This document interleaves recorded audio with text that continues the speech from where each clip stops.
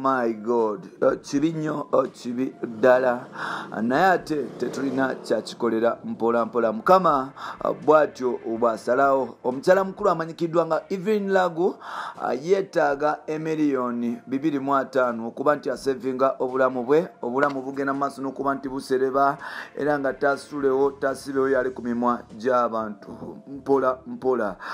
Tukwaniriza ku mukutu gwaffe omuganzi ogumanyikiddwa nga Uganda mu Kamoli amanya n'eddoboozi Ntambi Kimso Rich Boya Maxud Junior. Mwebale kuba nti mutuwagala ngenda kusaba ekintu kimu bloody wange atanaba kuba nti osubscribinga ngenda maaso n'okuba nti osubscribinga tusobole okuba nti tutambula ffenna nga we nakugamba nti wano tujja kutuusangako buli mawulire g'osinga okuba nti oyagalira mu nzikiriza olunaku lwaleero mbatuuseeko genna akafuna okuva mu nsonda ez'enjawulo. Olunaku lwaleero amawulire gengenda batuusaako mukama wange baganda bange emikwano gyange mawulire gannako. Omuyimbi amanyikiddwa nga Evelyn Namulondo oba Evelyn Lagu bambi obulamu bwe bugenda mu maaso n'okuba nti busereba.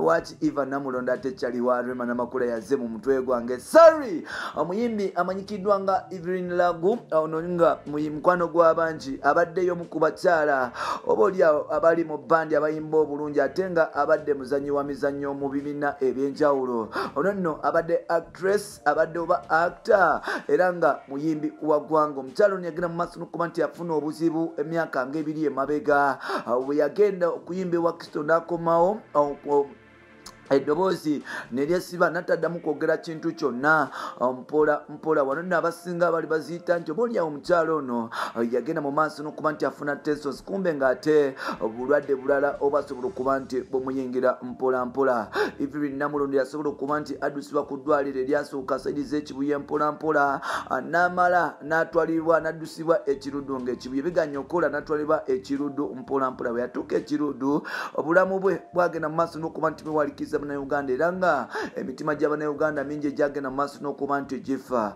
Evelyn Lagu yagenda mu maaso n'okuba nti oba oliawo alwalira ddala era nga famire ab'enganda n'ab'emikwano kogatta ne bayimbi banne batandika okuba nti bewaliikirira. Wano nno mpola mpola batandika okuba nti batambuza ebibaluwa mu offices ez'enjawulo era nga abantu bangi abaddukizibwa obuyambo abali mu special music industry bagenda mu maaso n'okuba nti bamuddukirira mu mbeera endala. Wabula ate sente za Evelyn Lagu tezasobola kuba nti oba olya sente ze basonda sometimes zasobola okuba nti ziyamba era zataasa obulamu bwa Evelyn Lagu ebiseera ebyo naye ng'ate tebyagenda mu maaso nakuba nti oba oliawo zikozesebwa okuba nti ziwonya obulwadde bwe mpola mpola okuba nti awonera ddala mukyala mukulu addemu afune ku ssanyu n'okuba nti addamu okwentateninga bannayuganda nga bwe yali akola. Jjukira omukyala muyimbi. Omukyala ono bwe yaddako engulu bannayuganda basobola okuba nti oba oliawo bamwetanira era nga bw'otunulira mikwano gye egyamuli ku lusegere Roda Speciosa kwogatana ne bakyali abasinga obungi basobola okuba nti oba oliawo bakakasa bannayuganda nga mukyala mukulu amanyikiddwa nga Evelyn Lagu bazeemu okuba nti ategeera mpola mpola. Omukyala ono mukuba nti atereddetereddemu yagenda mu maaso n'okwebaza bannayuganda n'abagamba nti mwebale kunsabira mwebale kunsondera ssente bamikwano nzizeemu okuba nti nfuna ku ssanyu. Wano nno omukyalo ono yali azeemu okusobola okuba nti ayogera n'okutextinga mpola mpola era nga yagenda mu maaso n'okwebaza bannayuganda through video ne ku social media platform handles ze mpola mpola. Wano nno obulwadde bwaddamu era ne bamukwata n'addamu nga tasiibewo tasulewo yali ku mimwa gy'abantu era nga mukyala mukulu ono yasobola okuba nti addusibwa mu ddwaliro neera wabula ate omulundi guno akasente tikaali tekaliiwo. Mpola mpola abayimbi ab'amaanyi basobola okuba nti beekubira omulanga mu gavumenti eya wakati. Jjukira nti mu gavumenti ebiseera ebyo President Museveni yali agezaako okuba nti anoonya akalulu era nga abayimbi bangi abasobola okuddukira ewuwe ne batasibwa abaali basobola okuba nti bamutuukirira nga Evelyn Lagu oba oliawo yafuna chance bayimbi banne ne bagenda mu State House ne beekubirira enduulu nti munnaabwe afa. Mpola mpola omuyimbi mpola mpola gavumenti yasobola okuba nti eddukira Nagu ne sente enkalu kogata n'okuba nti bamuwa free treatment wali eri Nakasero mu ddwaliro ly'e Nakasero era nga Evelyn Lagu yasobola okuba nti afuna obulamu era mpola mpola yaddayo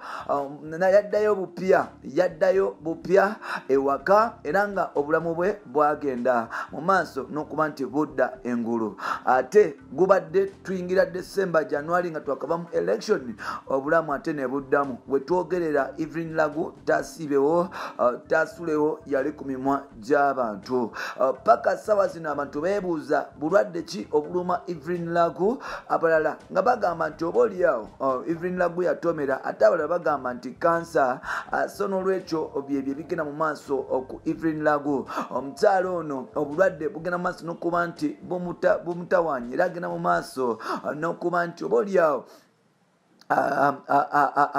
abona okuba nti afuna life back. Now omukyala ono omujjukirako ebintu bingi y'omu ku bakyala bwe yajja e Uganda yafuna omusajja Omusudani. Omusajja ono Omusudani bamuyita Lagu.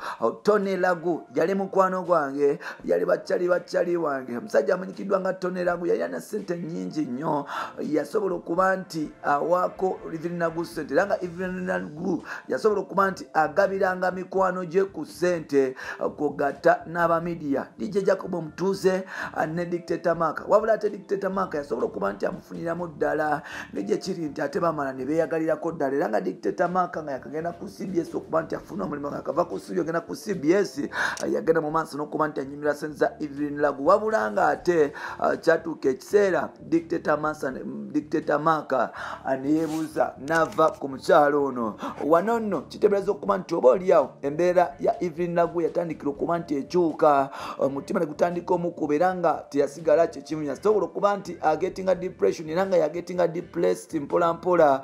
Wano nno ekyamuviirako okufuna ebirowoozo eby'amaanyi. Wano kyagenda maaso n'okuba nti kinafuya oba oliawo omubiri gwe engeri gyali nti yalinamu n'ebirwadde bye ebirala era nga yagenda mu maaso n'okuba nti anafuira ddala, yagenda mu maaso n'okuba nti akaaba, yagenda mu maaso n'okuba nti afuulukusa amaziga era nga paka ssaawa zino omukyalo oyo akyagala okulaba Dictator Maka nga modira mu bulamu bwe. Wano nno obulwadde bwakuze ne mweyongeramu obulwadde obulala. Wetogera mukyala mukulu amanyikiddwa nga Evelyn Lagu kiteebereza okuba nti yettaaga obukadde 250 okusobola okutwalibwa ebweru w'eggwanga asobole okuba nti ajjanjabwa.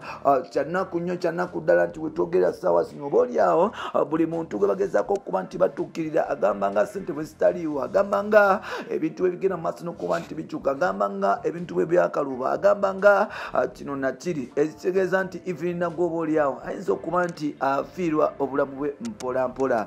Ngenda mu maaso n'okusaba abayimbi nga Bebe Cool, ngenda mu maaso n'okusaba abayimbi bonna abamanyi mu ggwanga abatukira President Museveni nti bambi mugende ewa Museveni ne musaba ebintu byamwe nga Ssekinnoomu. Nsuubira mutandika okuba nti musaba ebintu ebiyamba industry yonna kwogata ne bannayuganda. Ssaawa zino Evelyn Lagu yeetaaga agenda Bulaaya kulongoosebwa naye ng'ate singa wano waabaddewo facilities esobola okuba nti ziyamba mukyala mukulu oyo oba oliawo yalisobodde okuba nti akyusa obulamu bwe mpolampola naye n'agenda mu maaso n'okuba nti yeeyagala. Kyannaku nnyo nti oba oliawo mukyala mukulu ono takyasobola okuba nti afuna ssanyu yali afuna mpola mpola olw'okuba obulwadde bw'alina.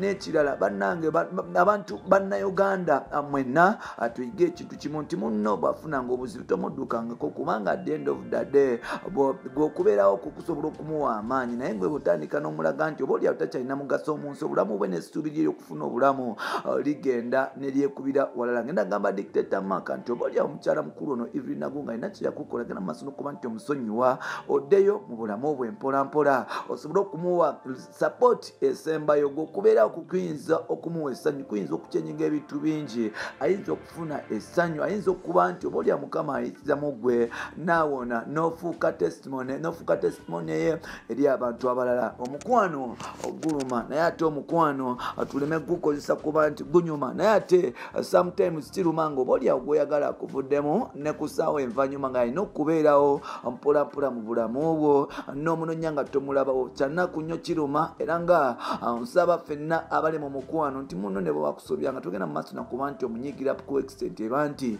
ne bwafuna obuzibu togendayo talina nsonga lwaki oyagaliza munno okufa kubanga at the end of the day ffenna tuli bantu tusobya ffenna twazaala twava mu kikemeso nolwekyo tusonyiwangane mpola mpola. Peter Rich Boy and Maxud Junior Jim. So big up and respect everybody listening to Uganda Mukamoli channel. Bless up.